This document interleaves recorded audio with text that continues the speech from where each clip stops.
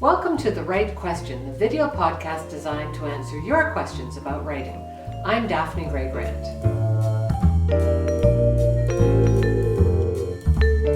Today I have a question from Gabriella Versi from Naples, Italy. Her question is, I want to get better at written English. How do I improve my grammar? I know how difficult it is to learn a second language. For about 2 years of my life, I was fluent in French. But after 30 years of absolutely no practice, I've lost it. It's hard work to learn a second language, and even more challenging to become fluent in the written version of it. If you want to get better at written English, I'm going to make the outrageous suggestion that you not focus on grammar. Grammar is all about rules, and instead, you want to increase your comfort in your adopted language. So to do that, I have 5 tips for you. Number 1, read as much as you can, but don't read grammar books.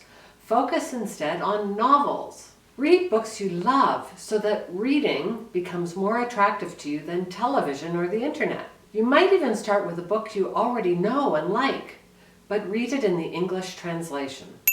Number 2, write in English as often as possible. Maybe a note to a partner or a friend, but do it daily.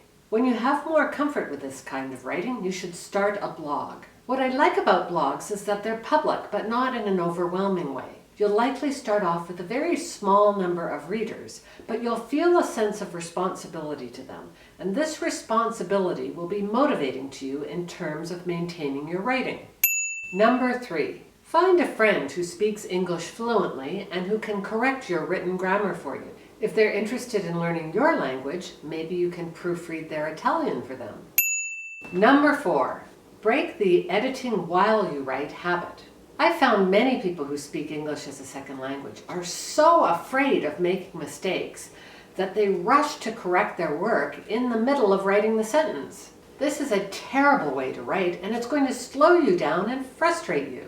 Instead, accept that you're going to make a certain number of mistakes and fix them later.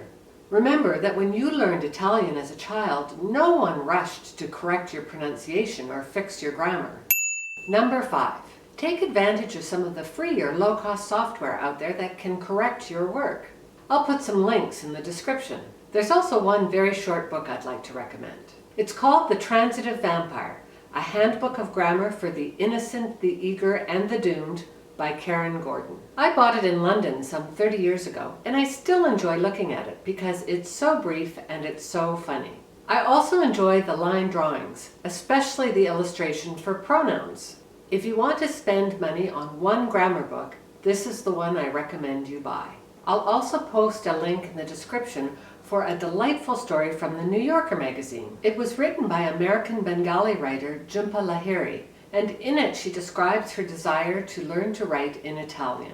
I want to thank Gabriella for her question. If anyone else has a question they'd like me to answer here, you can email, tweet, or Skype it to me. And remember to subscribe so you never miss an episode. Finally, I'd like you to remember the words of American author Jeffrey Willens, who said, "You can never understand one language until you understand at least 2. I'll see you next week."